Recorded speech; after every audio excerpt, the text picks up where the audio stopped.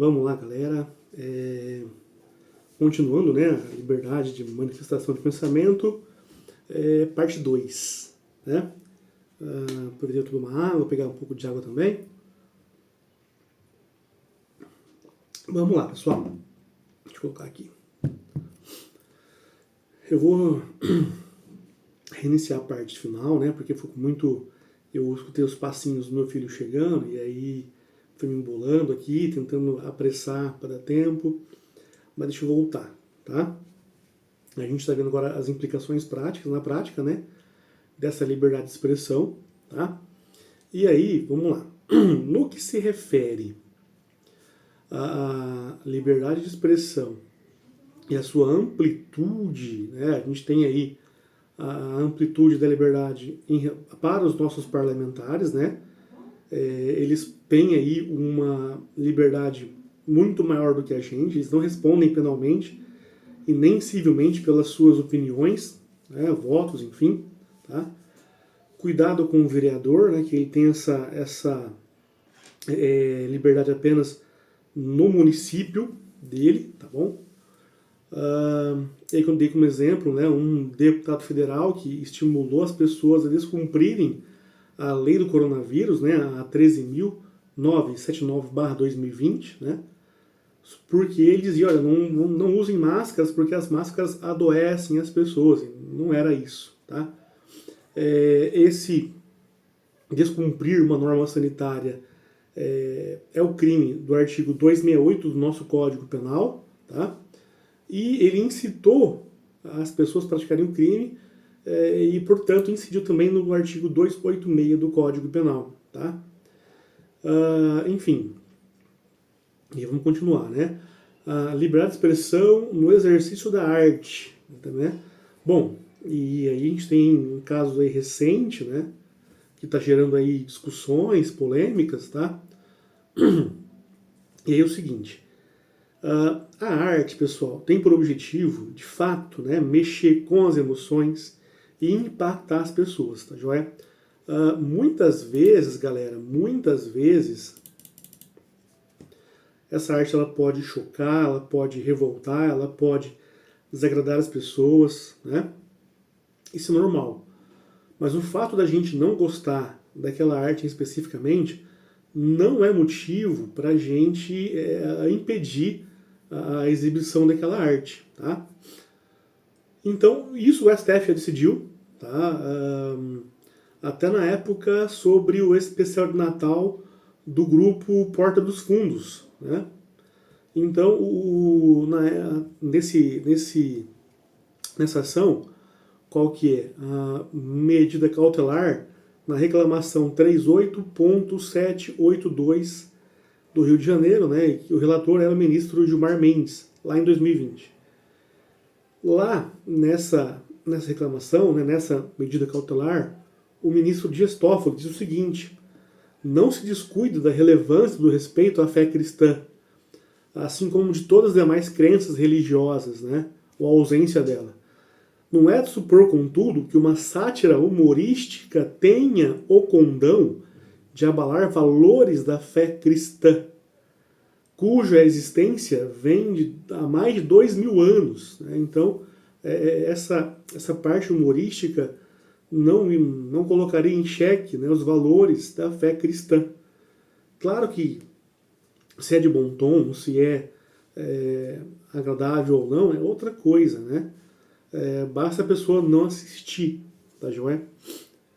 Agora, é preciso ver, né, se essa liberdade não é absoluta. A gente vai ver mais pra frente, eu vou enfrentar a polêmica, né, segura a mão aí um pouquinho. Além disso, né, essa liberdade de expressão tá ligada também, a gente precisa analisar no enfoque da liberdade de cátedra, né? A liberdade de ensinar, ok? Que é aí dos professores, né? Lá em 2020 também, o STF declarou a Lei 7.800 de 2016 do Estado de Alagoas como inconstitucional. Por quê? Essa lei foi conhecida como a Lei da Escola Livre ou Escola Sem Partido, né? O STF disse que essa lei ela violava o direito à educação porque não se pode invadir, né, ou obrigar o professor a não emitir opiniões, né, favoráveis ou contrário à maioria, enfim. Tá? Na verdade, diz o seguinte o STF, olha só. Incompatibilidade entre o suposto dever de neutralidade previsto na lei e os princípios constitucionais de liberdade de ensinar, de aprender e do pluralismo de ideias. Então, é possível opinar. O que não é possível é o professor obrigar a pessoa, o aluno, a pensar como ele. Isso não é possível. Então, ele dá a posição A, B e a C e o aluno vai escolher, né? Aí tudo bem, tá joia? O que mais?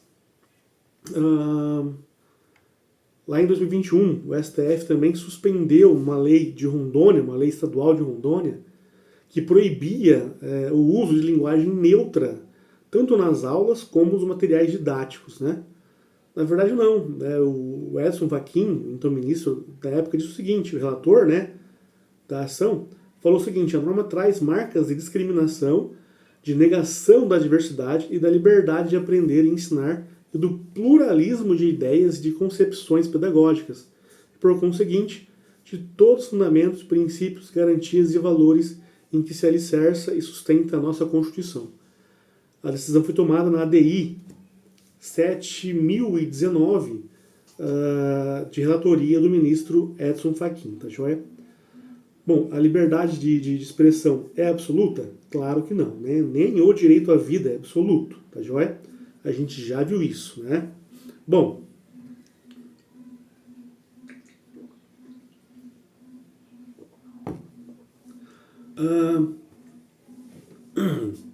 evidentemente que de acordo com a ponderação entre conflito, entre direitos, a gente pode aí decidir, né, qual sobressai em relação ao outro, tá?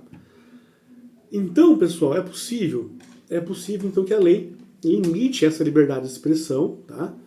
Óbvio, né? Para quê? Para proteger outros direitos, como a honra, a intimidade, a vida privada, tá joia?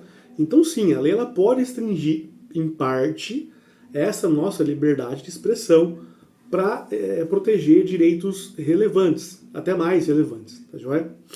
Bom, o que mais? E, por exemplo, né, discurso de ódio, ok? E aí, pessoal, sobre o discurso de ódio, vamos dar mais uma olhadinha, né?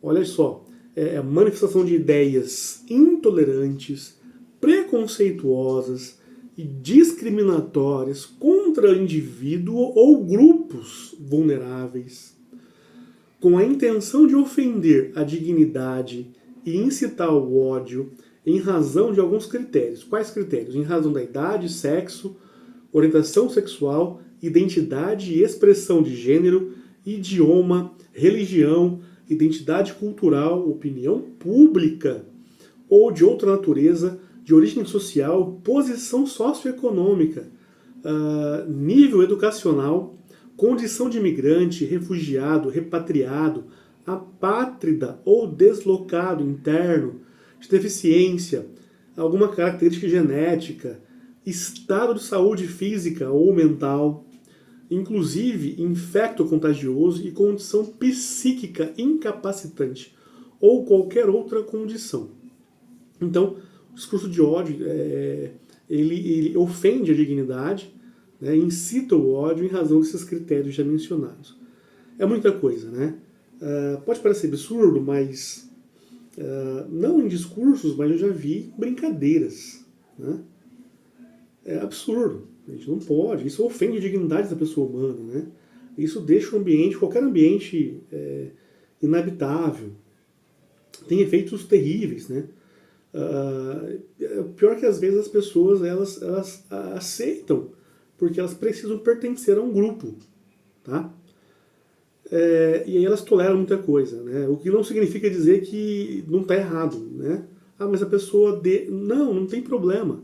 A pessoa não deixa, ela suporta, né? Cuidado com isso. Bom, um outro tema sobre liberdade de expressão também, além do discurso de ódio, né, que é preocupante, nós temos as informações falsas, né? E a informação falsa, ela viola um outro direito, que é o direito à informação. Artigo 5º inciso 14. Vamos a ela. Cadê? É assegurado a todos o acesso à informação e resguardado o sigilo da fonte quando necessário ao exercício profissional. Bom, é assegurado a todos o acesso à informação. Qual a informação? Verdadeira. Né? A mentira nunca pode ser protegida, né? Sobre o falso argumento de que é uma expressão. Não. Expressão, opinião é uma coisa. Mentira deliberada é outra. Tá?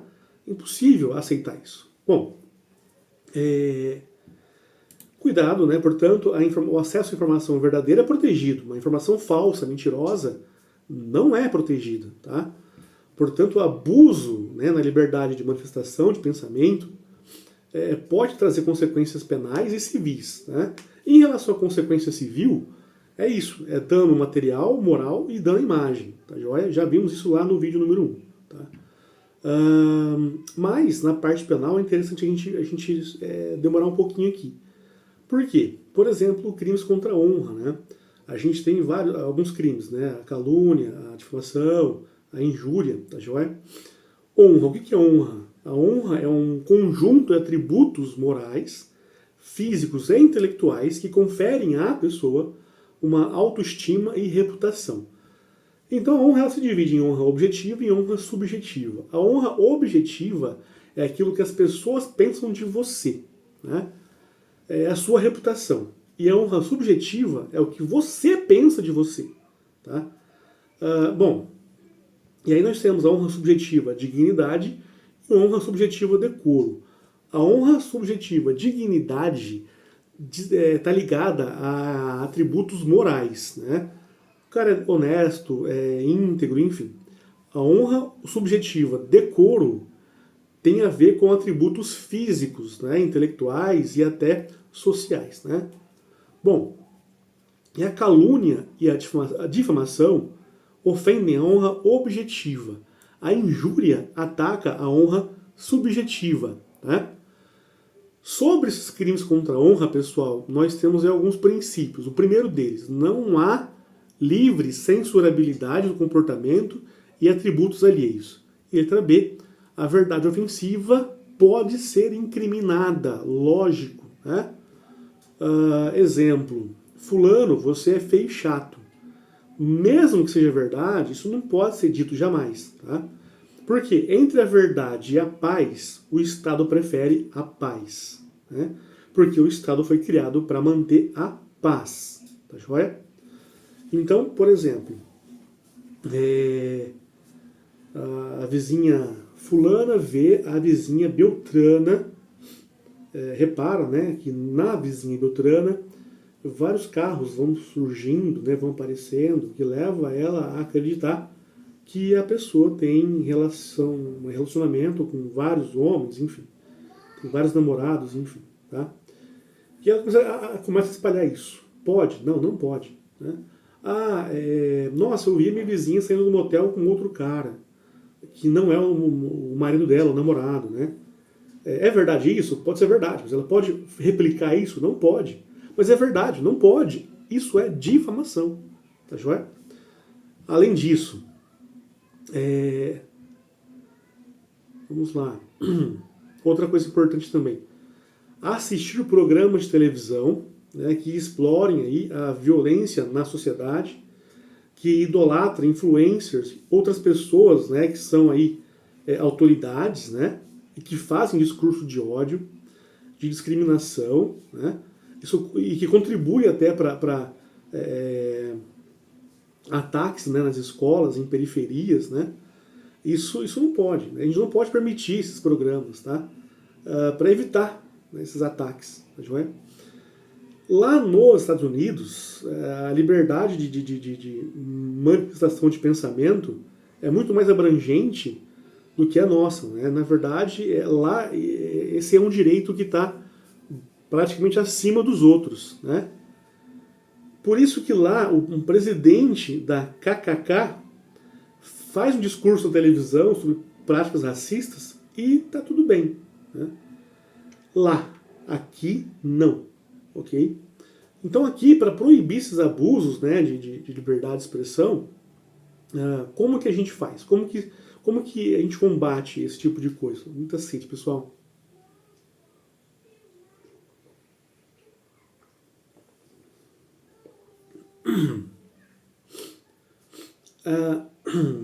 A análise da expressão acontece depois que ela é feita, né? Por quê? Porque não se pode impedir que a pessoa se expresse, né? Isso é censura, tá? Então a censura ela é feita no momento anterior, prévio, impedindo a pessoa de se manifestar. No Brasil não existe isso. A pessoa se manifesta e depois se analisa se é ou não, se ela abusou ou não, né? Se está errado ou não, tá joia? Porque impedir a pessoa de se manifestar é censura. E no Brasil não temos censura, tá joia? Ah, mas o jornal esquece, né? Essa visão mundana, essa visão atécnica, né? Das mídias aí, pelo amor de Deus, tá joia? Então, o judiciário, né, analisa o momento posterior à manifestação de pensamento e depois faz aí a análise que deve ser feita, tá bom? Ver se tem aí um uso abusivo dessa liberdade de expressão, tá joia? Que mais? Eu acho que é só... Deixa eu ver se tem alguma coisa... a segunda parte, né?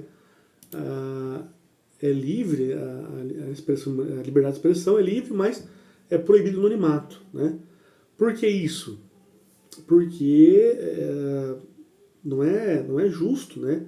Como é que a gente se defende, né, do anonimato, do anônimo? Não tem como, né? Quem é o responsável pela essa informação, tá?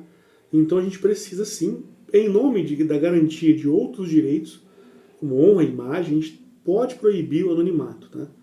Tem exceção? Claro que tem, ok?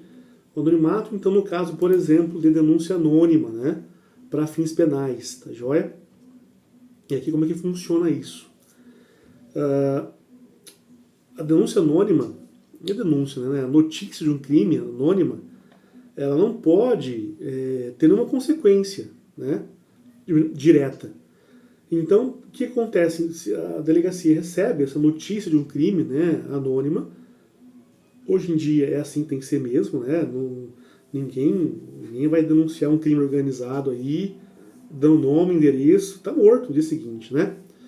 Então a gente precisa ter algum cuidado, mas não podemos descartar. Então como é que funciona? Diante dessa, aspas, denúncia, porque denúncia no direito não é petição inicial, né, da ação penal pública incondicionada ou condicionada à representação. A notícia anônima de um crime chega até a autoridade policial, que envia o seu pessoal para diligências, para verificar se tem fundamento ou não. Tendo fundamento, aí sim se instaura o inquérito policial para fazer a investigação, tá joia? Cuidado com isso, tá? Dano moral, por fim, pode sim recair sobre a pessoa jurídica, né?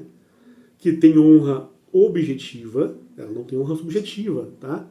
Mas tem honra objetiva. Portanto, se a pessoa jurídica tem honra objetiva, aquilo que as pessoas pensam dela, reputação, né, num eventual abuso ou violação, cabe, né, danos para a pessoa jurídica, tá joia? Além disso, o que mais que a gente pode falar? Bom, acho que por enquanto é só. Né? A gente volta a falar de outras liberdades aí mais para frente, né? A liberdade, por exemplo, de consciência de crença e voltamos a falar um pouquinho, né, na liberdade artística e entramos aí na vida privada, violação do domicílio, né? Ou melhor, inviolabilidade domiciliar, tá joia? A gente vai seguir aí com outros direitos em espécie, né? Que são mais cobrados aí em concursos, em redações, enfim. Beleza? Bom, até lá então, galera. Valeu. Até mais.